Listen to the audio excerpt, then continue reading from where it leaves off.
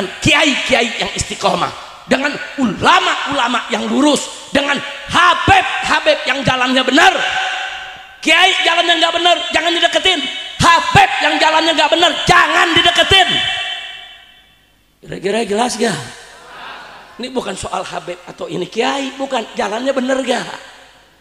Oh, ini kiainya lurus, ilmunya banyak, akhlaknya bagus, ikutin. Nah, ahiba'il kiram, di dalam Al-Quranul Karim Allah subhanahu wa ta'ala berpesan kepada kita semua, di mana Allah menyatakan, faqala ta'ala, ya ayyuhalladzina amanu taqullah wa kunu ma'as sadiqin. Sadaqallahul azim. Luar biasa ayat ini, tertera dalam surat At-Taubah. Saudara, dalam ayat ini Allah menyerukan orang-orang yang beriman. Ya ayyuhalladzina amanu, hei orang-orang yang beriman. Setelah Allah serukan dengan seruan yang penuh kasih sayang, Allah perintahkan ittaqullah, bertakwalah kamu sekalian kepada Allah. Apa sih arti takwa? Para ulama mendefinisikan takwa itu adalah imtithalu awamirillah wajtinabu nawahihi ibtigha'a mardatillahi subhanahu wa ta'ala. Takwa itu adalah menjalankan segala perintah Allah dan meninggalkan segala larangannya semata-mata hanya untuk meraih ridha Allah subhanahu wa ta'ala. Nah, jadi Allah yang perintahkan kita, bertakwalah kamu kepada Allah. Artinya jalankan itu segala perintah Allah dan tinggalkan itu segala larangan Allah, hanya untuk mencari ridha Allah subhanahu wa ta'ala. Nah, setelah itu ada yang menarik.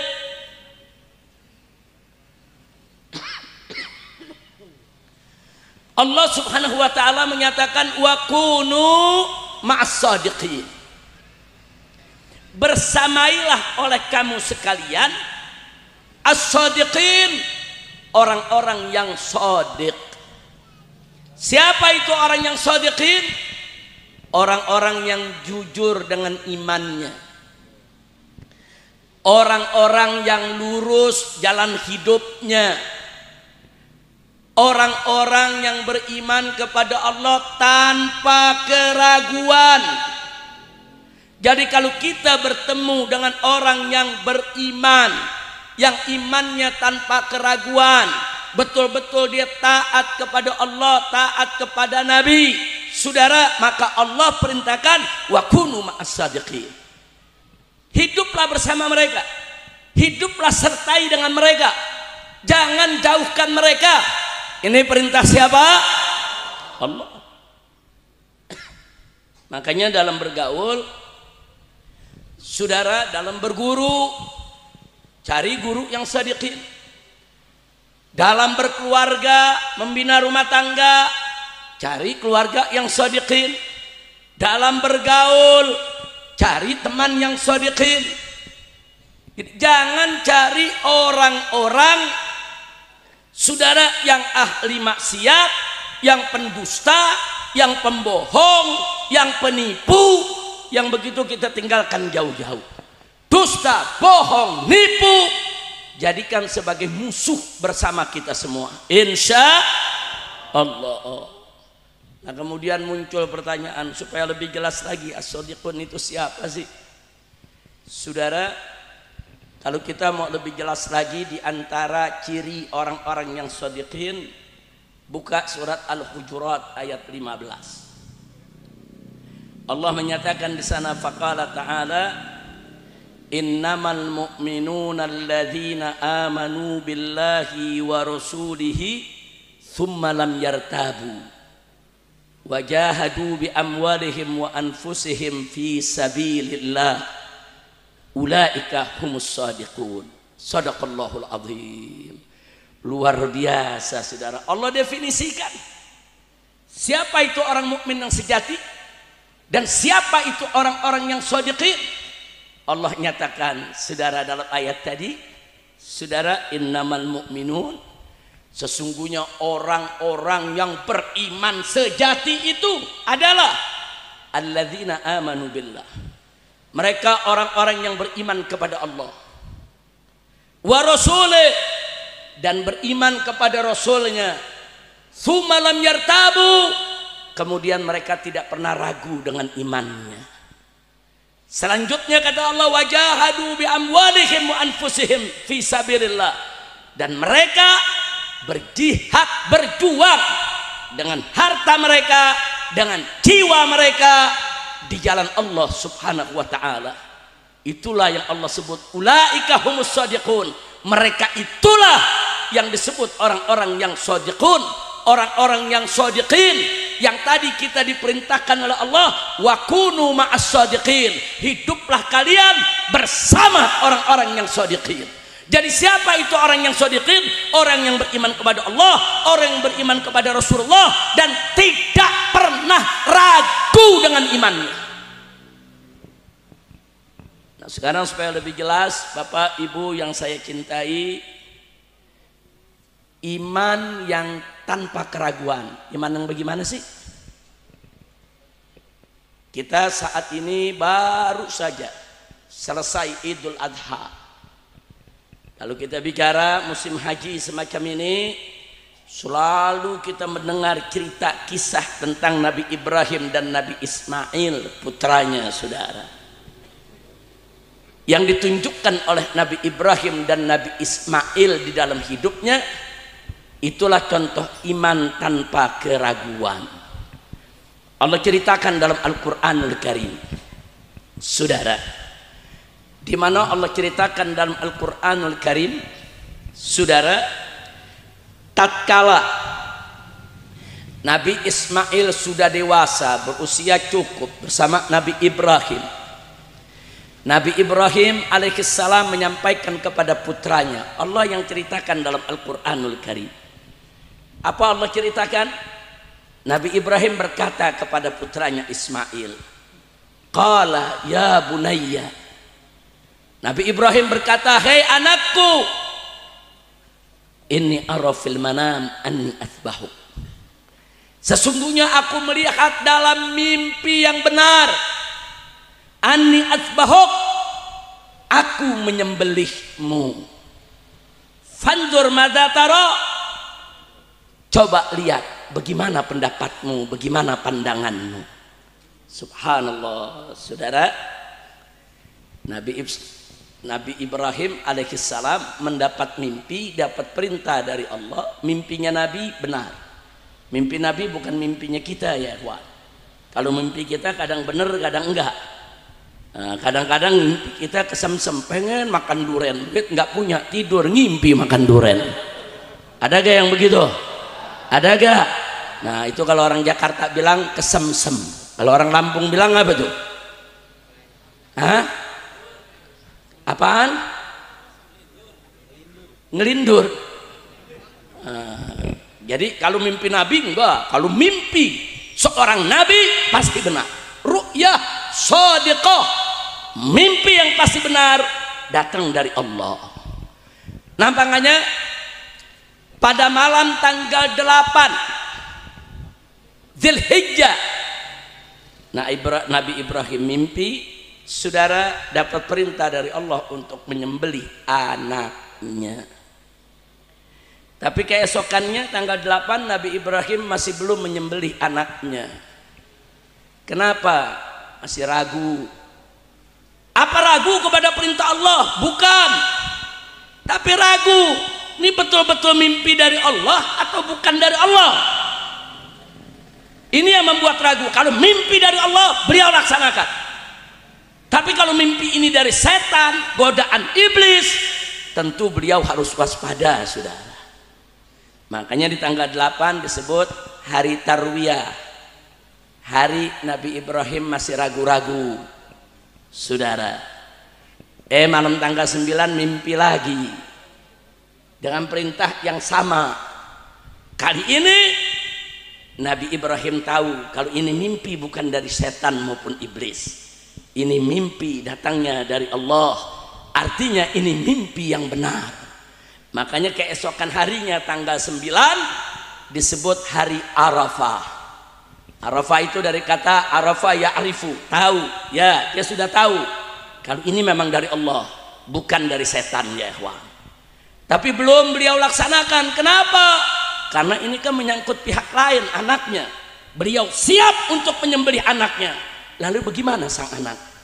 Makanya beliau sampaikan tadi, Allah ceritakan dalam Al-Quran, qala ya bunayya. Nabi Ibrahim berkata, ya bunayya, wahai putraku Ismail, inni ara fil manam, aku melihat dalam mimpiku yang benar, ini perintah Allah, anni azbahuk, aku harus menyembelihmu. Fanzur madza tara, coba lihat bagaimana kau punya pandangan. Nah, jadi di sini ditanya ke anaknya, apa anaknya jawab ya ikhwan? Enggak nunggu besok, enggak nunggu lusa, enggak nunggu nanti dipikir-pikir dulu, enggak, langsung beliau jawab. Qala, berkatalah Ismail, ya abati, wahai ayahku, if'al ma tu'mar, kerjakan saja apa yang kau diperintahkan. Masya Allah. Wahai ayahku, kalau memang kau sudah yakin itu perintah Allah yang harus dilaksanakan, kerjakan, kerjakan. Enggak nunggu besok, saudara. Akhirnya beliau katakan, satajiduni insyaallah minas sabirin, dengan izin Allah kau akan dapatkan aku termasuk orang-orang yang sabar. Kalau memang sudah putusan Allah, mau bilang apa? Laksanakan. Subhanallah. Kenapa ayat ini yang saya bawa, saudara? Kenapa cerita ini yang saya bawa, saudara? Inilah contoh, saudara, iman tanpa keraguan. Nabi Ibrahim beriman kepada Allah.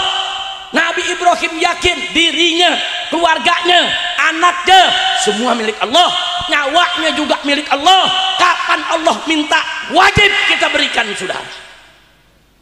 Jadi Nabi Ibrahim imannya nggak ada keraguan sedikit pun. Oh, Allah minta aku untuk menyembelih anakku, siap. Sam'an wa ta'ah, aku dengar, aku taat, siap untuk menyembelih anak. Subhanallah. Nggak ada pakai protes Nabi Ibrahim. Ya Allah, kenapa mesti sembelih anak? Itu kan anakku yang sudah lama aku tinggalkan di tengah padang gurun ini, yang aku baru ketemu, dia baru dewasa. Ya Allah, nggak ada protes, saudara. Kenapa? Imannya tanpa keraguan. Kira-kira jelas gak? Begitu juga Nabi Ismail, di luar dugaan, anak muda, remaja, saudara, punya iman sampai sehebat itu. Hei ayah, kalau memang ini perintah Allah, kerjakan. Subhanallah. Ini namanya iman tanpa keraguan. Termasuk ibunya Nabi Ismail, yaitu Siti Hajar, saudara. Siti Hajar, begitu disampaikan oleh Nabi Ibrahim tentang perintah itu, saudara, Nabi Ibrahim mau tahu bagaimana nih respon istrinya, saudara. Begitu disampaikan, apa jawab sang istri? Ya Ibrahim, wahai suamiku, dulu kau pernah tinggalkan aku di tempat yang tandus ini. Dulu tatkala kau tinggalkan aku tanya kepada engkau, apakah ini keinginanmu atau ini perintah Allah? Kalau ini keinginanmu, aku tolak. Aku nggak mau ditinggal di padang yang tandus begini, tidak ada perkebunan, tidak ada sumber air, tidak ada masyarakat yang tinggal di sana. Tapi kalau ini perintah Allah, tinggalkan aku dan anakku di padang yang tandus ini. Masya Allah. Akhirnya Nabi Ibrahim mengatakan, ini perintah Allah. Diterima oleh sang istri. Tinggalkan aku, karena kalau ini perintah Allah, niscaya pasti Allah tidak akan meninggalkan kami. Subhanallah. Saya mau tanya, imannya mantap tidak? Mantap tidak? Itu iman tanpa keraguan, saudara. Nggak ada Siti Hajar protes. Oh, kenapa kau tinggalkan kami di sini? Ini masih bayi, ini tempat tandus. Nggak ada, nggak ada protes. Kalau ini udah perintah Allah, ya kerjakan aja.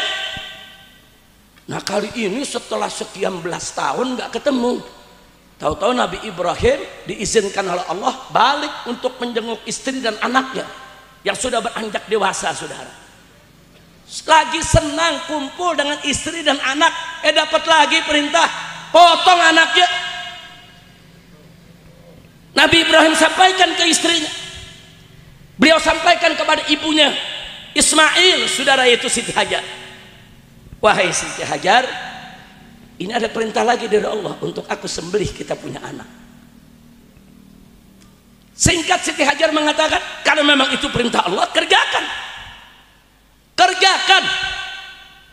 Dulu kau tinggalkan aku di sini karena perintah Allah. Sekarang kalau memang itu perintah Allah, anak kita milik Allah, nyawanya milik Allah, serahkan kepada Allah. Subhanallah. Saya tanya sekali lagi di sini, iman Nabi Ibrahim mantap tidak? Iman Siti Hajar mantap tidak? Iman Nabi Ismail mantap tidak? Itu yang disebut iman tanpa keraguan. Nggak ada Siti Hajar protes, dulu ente tinggalan di sini, udah nggak dikasih makan, nggak dikasih biaya hidup, ditinggal hidup sendirian di gurun sama anak masih bayi, tahu-tahu udah gede ketemu memang potong aja. Kira-kira kalau ibu-ibu Pringsewu bagaimana tuh?